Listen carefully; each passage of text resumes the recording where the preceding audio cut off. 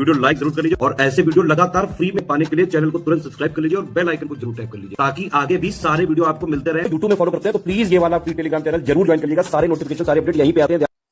नमस्कार दोस्तों, आप सभी का स्वागत है स्टडी फॉर एग्जाम्स में। दोस्तों, आज हम लोग इस वीडियो में यूपी ट्रिपल एससी स्टेनो से चल रही भर्ती 333 पदों पर और 1224 पदों के बारे में जानेंगे कि रिजल्ट कब तक आ सकता है, इसके कब तक हो सकता है, इसकी सैलरी कितनी बन सकती है, साथ में जो है कौन कौन सा अच्छे डिपार्टमेंट है, उस सब के बारे में हम लोग इस वीडियो में जानेंगे। उनका कार्य क्या है। सबसे पहले हम लोग स्टेनोग्राफर की जो है सैलरी के बारे में बात कर लेते हैं। स्टेनोग्राफर की सैलरी कितनी मिलती है? आप जानते हैं ये ग्रेड पे 5 की होती है जॉब और मूल वेतन जो आपका होता है 29,200 इसका मूल वेतन होता है और महंगाई भत्ता वर्तमान में लगभग ये आपका 17,000 करीब जो है महंगाई भत्ता हो चुका है और एचआरए 33-40 रुपये आप जो लोग ज्वाइन किए उनको मिलता होगा और यह जो है सिटी के ऊपर भी डिपेंड करता है। कोई लखनऊ में जॉब कर रहा है और कोई गोंडा में जॉब कर रहा है तो दोनों जो एचआरए होगा वो अंतर होगा। तो यह लगभग 33-40 रुपये उनको मिलता होगा और साथ में लगभग टोटल जो वेतन होता होगा ये लगभग 49,476 रुपये लगभग। तो टोटल सैलरी लगभग 49,476 रुपये बनेगी और 10% आपका एनपीएस कटता है। तो जो इन हैंड सैलरी लगभग आपको मिल सकती है ये आपका 45,000 रुपये आपको जो है इन हैंड सैलरी मिलेगी अगर आपकी ज्वाइनिंग जो है जुलाई बाद आपकी ज्वाइनिंग होती है। और इसके बाद अगर 8वां वेतन लगता है, यह 8वां वेतन 2027 तक लग सकता है और इसमें जो है लगभग 30% की ग्रोथ आपको देखने को मिल सकती है। तो जो सैलरी मिलेगी 2027 में जो है अगर 8वां वेतन लग जाता है तो सैलरी आराम से 60,000 प्लस की सैलरी जो है आपकी हो जाएगी। तो सैलरी काफ़ी अच्छी खासी होने वाली है जब तक आपकी ज्वाइनिंग वगैरह होगी, जहाँ पे आप लोग 7-8 हज़ार रुपये या 10,000 रुपये मंथली आप अपने परिवार या जैसे भी होगा हो सकता है आप लोग इतना मंथली खर्च कर रहे होंगे तो वहाँ पर एक 60,000 सैलरी का अच्छा अमाउंट होगा जहाँ पे अपना भरण पोषण और अपने परिवार के विकास के लिए जो है एक अच्छा अमाउंट आपके पास होगा। साथ में जो है परिवार के मान सम्मान में भी बढ़ोतरी होगी। बात करते हैं प्रमोशन की, तो जो आपकी ज्वाइनिंग होगी वो स्टेनोग्राफर ग्रेड 3 पे ज्वाइनिंग होगी और ये 2800 ग्रेड पे की जॉब होती है। इसके बाद जो प्रमोशन होता है ये प्रमोशन डिपेंड करता है डिपार्टमेंट के ऊपर। डिपार्टमेंट में कितने कर्मचारी कार्यरत हैं, कितने पद खाली होते हैं, उसके ऊपर डिपेंड करता है। तो कुछ ऐसे डिपार्टमेंट होते हैं जहाँ पर कुछ लोगों का प्रमोशन 3 साल में ही हो जाता है, कहीं पे 5 साल में होता है, कहीं पे 10 साल का भी समय लग सकता है। तो डिपेंड करता है ये आपका डिपार्टमेंट कौन सा है। इलाहाबाद हाईकोर्ट में बता रहा हूँ जो 2800 पे स्केल ज्वाइन करते हैं, बहुत सारे लोग ऐसे हैं जिनका जिस जिले में सीटें खाली रहती हैं वो 3 साल में ही अब 4200 पहुंच जाते हैं और फिर अगले 3-4 साल में वो 4600 पहुंच जाते हैं। बाद में उनको सीपी वगैरह मिलती रहती है। तो पहला प्रमोशन होता है 4200 होता है, दूसरा प्रमोशन आपका जो है 4600 होता है। तो 4600 पे आप ग्रेड स्टेनोग्राफर ग्रेड 1 पे आप बने रहेंगे। इसके बाद आपका जो है एसीपी से आप 4800 और 5400 तक जा सकते हैं। ये डिपेंड करता है आपकी नौकरी 20 साल में लगी है, 22 साल में लगी है। जितने कम एज में नौकरी लग जाती है प्रमोशन उतना बेहतर ही उन लोगों के लिए रहता है। अगर कोई किसी की नौकरी के 40 साल में लगती है तो प्रमोशन एक ही प्रमोशन पे रिटायर हो सकते हैं या दो दूसरा 4600 पे जा सकते हैं। बाकी जिनकी नौकरी 20 साल 22 साल में लग जाती है उनके लिए प्रमोशन के जो अवसर है वो बढ़ते चले जाते हैं। और बात करते सुविधाओं की, तो यह एक प्रकार की अधिकारी की पावर से जो है आप भी चमकते रहते हैं, तो आपको आवास भी मिल सकता है। और सबसे बड़ी बात है ये जो मेन जो अधिकारी होते हैं उन्हीं से अटैच एक आपका ऑफिस भी हो सकता है, आपका अलग कैबिन भी हो सकता है। मतलब आप अधिकारी एकदम जस्ट बगल में रहेगा, आप प्रतिछाया बन के आप कार्य करेंगे। तो उनकी पावर, उनकी जितनी भी सुख सुविधाएं आप सारा लाभ ले सकते हैं इसके लिए। मेडिकल और छुट्टी वगैरह सभी को मिलती है, सभी कर्मचारी मिलती है, वो आपको भी मिलेगी। बात करते हैं ज्वाइनिंग की, तो आपको इसमें गृह जनपद भी मिल सकता है, डिपेंड करता है सीट कितनी है। अब जैसे 333 में आप जानते हैं काफ़ी कम सीट है और अगर आप मान लीजिए गोंडा, बहराइच, सिद्धार्थनगर ऐसे जिलों से हैं या और भी ऐसे जिले हैं जहाँ पे वहाँ पे उस विभाग के वहाँ पे ऑफिस नहीं है, तो आपको जो है होम डिस्ट्रिक्ट नहीं मिल सकता है।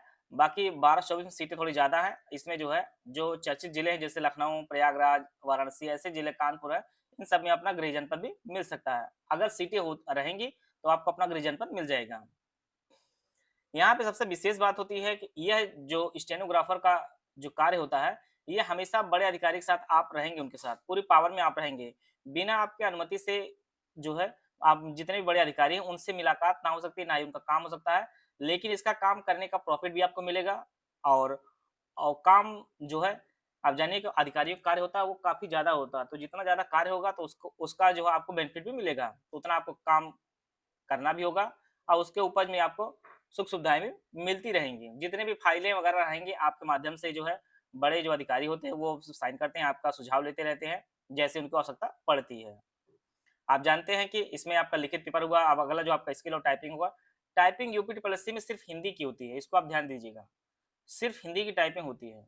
टाइपिंग जो होती है हिंदी की होगी और फ़ॉन्ट आपको मंगल में मिलेगा और कुर्तदेव दोनों मिलेगा, दोनों मिलेगा।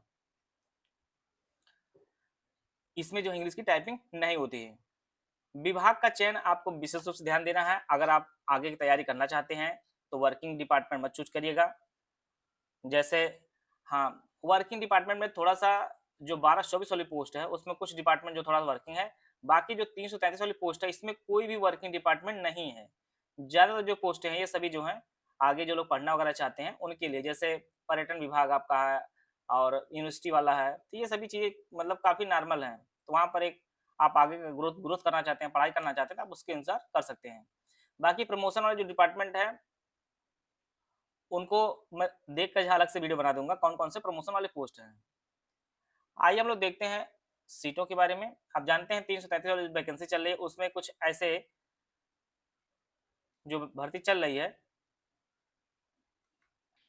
ये डिपार्टमेंट है, शिक्षा निदेशक, ये सभी डिपार्टमेंट जो आप चूज़ कर सकते हैं पहली प्राथमिकता पर। अब डिपेंड यही करेगा प्रयागराज के अगर हैं, तो प्रयागराज वाले जो चूज़ कर दीजिएगा, अगर लखनऊ के हैं, तो लखनऊ वाली भर्ती को चूज़ कर सकते हैं। जैसे आयुक्त निबंधक सहकारिता है, अगर आप लखनऊ के हैं, लखनऊ आप चूज़ करते हैं या जो लोग लखनऊ आना चाहते हैं, वो लोग चूज़ कर सकते हैं। बाकी ये देखिए यूनिवर्सिटी है, यूनिवर्सिटी से सभी चीज़ें जो है, यहाँ पर आप ना अगर आगे की पढ़ाई पढ़ना चाहते हैं, जैसे एपीएस वगैरह की जो तैयारी करना चाहते हैं, तो वो सभी चीज़ें इस प्रकार कर सकते हैं। अर्थ एवं संख्या प्रभाव ये भी आपका लखनऊ में ही है, सचिवालय बगल में ये डिपार्टमेंट है आपका और आयुक्त एवं निबंधक सहकारी ये भी आपका सचिवालय के सामने ही बिल्डिंग इसकी है, तो ये सभी चीज़ें कर सकते हैं। तो दो जो 333 वाली पोस्ट में है, इसमें कोई भी बहुत वर्किंग डिपार्टमेंट नहीं है और बाकी 12-24 में कुछ ऐसे डिपार्टमेंट हैं जो काफ़ी अच्छे हैं, जिनमें आपका राज्य कर आयुक्त कार्यालय है, ये भी काफ़ी अच्छा डिपार्टमेंट है वर्किंग डिपार्टमेंट के हिसाब से और इसके बाद आपका परिवहन आयुक्त कार्यालय, जो कैसरबाग में है, जो परिवहन आयुक्त कार्यालय, ये काफ़ी अच्छा विभाग है, इसको आप लोग ऊपर रखिएगा। एक तीसरा आपका चिट फंड वाला है, इसको भी आप लोग ऊपर रखिएगा। जिनको पढ़ाई करनी है, वो लोग नॉन वर्किंग सेक्टर चूज़ करेंगे, ये आपका रजिस्ट्रार फंड एंड सोसाइटी एवं चिट्स एंड उत्तर प्रदेश। जो लोग भी जूनियर असिस्टेंट 2019 से ज्वाइन किए हैं इसमें, वो लोग काफ़ी वर्किंग डिपार्टमेंट पाकर काफ़ी खुश भी हैं इस चीज़ के लेकर। पदों की संख्या कम ज़रूर है, लेकिन बहुत अच्छा डिपार्टमेंट है। बाकी युवा कल्याण वगैरह ये सभी चीज़ें जो लोग आगे पढ़ना चाहते हैं, वो लोग इस सभी डिपार्टमेंट जो है ऊपर रखिएगा। जैसे उत्तर प्रदेश पर्यटन निदेशालय आपका लखनऊ में ही है, 1090 चौराहे बगल में। तो ये सभी डिपार्टमेंट जो है नॉन वर्किंग डिपार्टमेंट हैं। अब जैसे यूनिवर्सिटी है वगैरह है, तो ये सभी जो है नॉन वर्किंग डिपार्टमेंट हैं। तो ये ऐसी चीज़ें आप लोग देखिएगा, जिनको पढ़ाई करनी है आगे के लिए पीएस या एपीएस या आप लोग पीसीएस वगैरह में उतरना चाहते हैं या अपने क्षेत्र में या आप लोग रिपोर्टर वगैरह बनना चाहते हैं, तो उसके लिए समय चाहिए, समय के लिए आप जो है नॉन वर्किंग जो है विभाग चूज़ कर सकते हैं।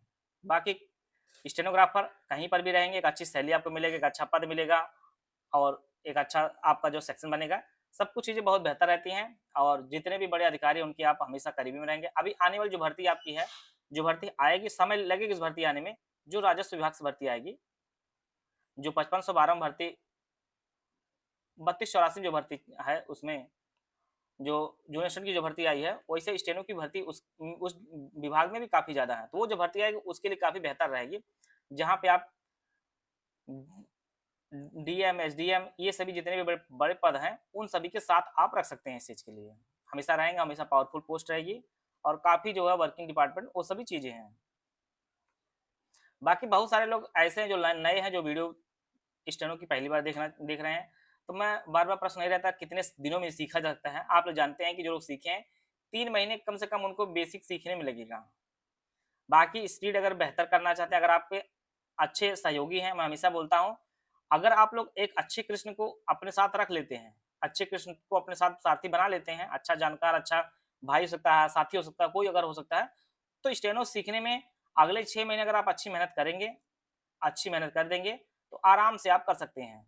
9 से 10 महीने आप अच्छे से तैयारी कर लीजिए, स्टेनो आप क्वालीफाई हो सकते हैं, उसमें कोई दो राय नहीं है।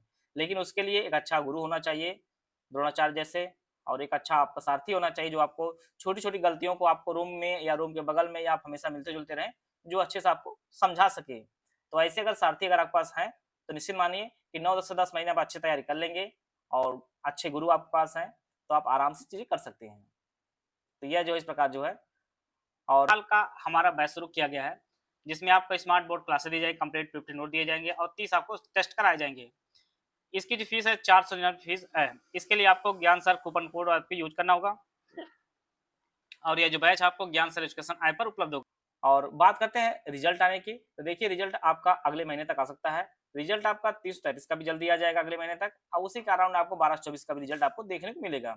लेकिन जो स्किल की बात है, देखिए स्किल अब जून तक तो कुछ भी नहीं होने वाला क्योंकि आयोग ने कैलेंडर जारी किया है और आयोग कुछ लोगों ने वीडियो बनाई हुई बोल भी रहे हैं कि ये जून से पहले हो जाए। देखिए कैलेंडर बनाया भी इसीलिए गया है और लोग उतने दिमागदार हैं कि 2-2 पेपर हुआ है तो इसकी डेट कहीं डाल देते जैसे जून मई-जून के लिए डाले हैं लोग कि आपका जो 32-84 का जो पेपर है उसका जो है टाइपिंग होगी। तो अगर उनको बीच में कराना होता तो वो भी ऐसे ही डाल दिए होते। लेकिन इसका एक तात्पर्य है कि जून से पहले ना 333 का स्किल होगा, ना ही 12-24 का स्किल होगा। आप लोग जो स्किल होगा वो जून के बाद ही होगा।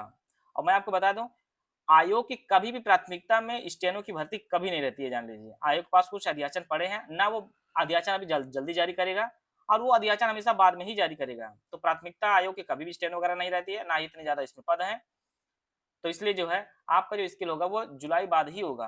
तो जो लोग अभी सीख रहे हैं उनके लिए अपने मान के चलें कि जुलाई में या अगस्त में आपका स्किल हो सकता है। तो इसके लिए अपनी तैयारी को बेहतर किए रहें। और बाकी मैं आप लोगों को और बताना चाहता हूँ कि अभी हाल ही में जो है नियमावली संशोधित हो चुकी है यूपी पीसीएल की। यूपी पीसीएल की जो है नियमावली संशोधित हो चुकी है। अब भर्ती यूपी पीसीएल से भी भर्ती आएगी। यहाँ पे जो जो स्टेनोग्राफर की जो पद होता है उसको कैंप असिस्टेंट कहा जाता है और वो 2600 पे स्केल की होती है। और यहाँ पर जो स्पीड माँगता है आयोग वह 80 वर्ड पर मिनट की स्पीड ना माँग कर जो है, यहाँ पे 60 वर्ड पर मिनट की स्पीड माँगता है। तो बेहद ही आसान स्पीड होती है। यह आप 8 से 9 महीने आराम से कर लेंगे, आपकी 60 की स्पीड आराम से आ जाएगी।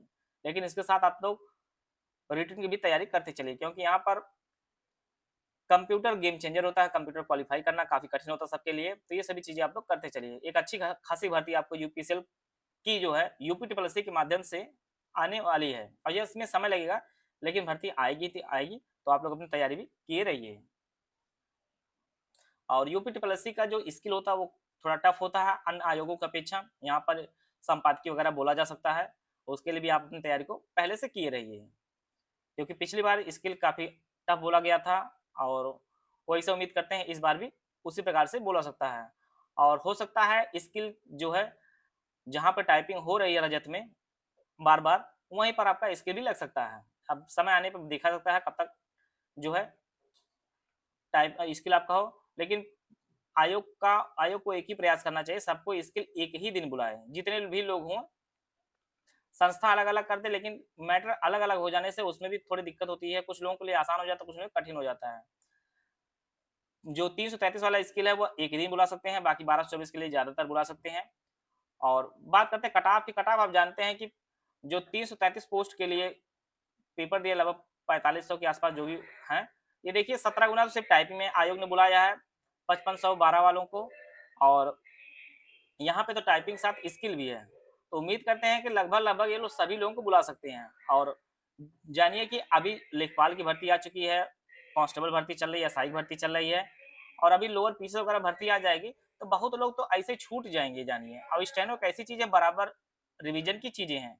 तो जितने लोग भी टाइपिंग और स्किल क्वालीफाई होंगे, सबके नाम आपको देखने को मिलेंगे। तो देखिएगा इसमें कट-ऑफ बहुत ज़्यादा जाने के चांसेस हैं ही नहीं। जान लीजिए कि अगर जिनके भी लगभग 30 के अराउंड जिसके भी नंबर होंगे, वो सभी लोग फाइनल सिलेक्शन लेते चले जाएँगे। अपना अगर आपने स्किल क्वालीफाई किया है, टाइपिंग क्वालीफाई कर ली है, तो आराम से जो है जिसके भी 30 के अराउंड नंबर होंगे, उनके आप चांसेस रहेंगे उनके फाइनल होने के। बाकी 12-24 में पट पेपर थोड़ा-सा आसान आया था 324 की अपेक्षा। 333 तो काफ़ी टफ पेपर था, उसके अपेक्षा दो जो 12-24 था इसका काफ़ी आसान पेपर आया था। तो यहाँ पर होता है, लेकिन पदों की संख्या भी यहाँ पे लगभग-लगभग 4 गुना का अराउंड है, लगभग 4 गुना का अराउंड है, तो पदों की संख्या काफ़ी ज़्यादा है। तो इसमें भी आपको कुछ नंबर हो सकता है दिखाने को आयोग कर सकता है, बाकी लगभग-लगभग सभी लोगों को बुला सकता है। स्किल के लिए, और स्किल 12-24 सबको पास कर पाना 5% क्राइटेरिया के अंदर, ये इतना आसान नहीं है जानिए। तो इसके लिए आपको मेहनत करनी होगी, और जो इस बार मेहनत कर लेगा उसका चयन सुनिश्चित हो जाएगा। तो इसके मुझे लगता है कि बुलाने के लिए हो सकता है 20-25 नंबर कुछ यहाँ पे क्राइटेरिया रख लें, लेकिन लगभग सबको बुला सकता है, और स्किल जो-जो पास करते जाएँगे, आप देखिएगा बहुत ही कम लोग पास करेंगे स्किल। इतनी बड़ी भर्ती पहली बार आयोग से जो है देखने को मिली है, और जो लोग इसके ऊपर लगे हों, पूरी तरह लगे रहें, क्योंकि 333 और 1224 का स्किल आपको साथ में ही देखने को मिल सकता है, आगे-पीछे कुछ दिनों के अंतराल पर। हो सकता है बहुत लोग इसमें भी होंगे, इसमें भी होंगे, कोई एक अच्छा निकल जाए, आप 2800 पे स्किल की एक नौकरी आपके हाथ में आ जाएगी। तो पूरा जी-जान लगा दीजिए, अभी समय है, उसकी उपयोगिता बनाए रहिए। आप खंड 1 लिखिए, खंड 2 लिखिए, और जो संपादकीय मैटर उसको भी लिखने की प्रैक्टिस करिए, बराबर आउटलाइन बनाते रहिए, प्रैक्टिस करते रहिए इसके लिए। अगर आपका कोई प्रश्न हो तो आप लोग कमेंट बॉक्स में पूछ सकते हैं, उसका उत्तर दिया जाएगा।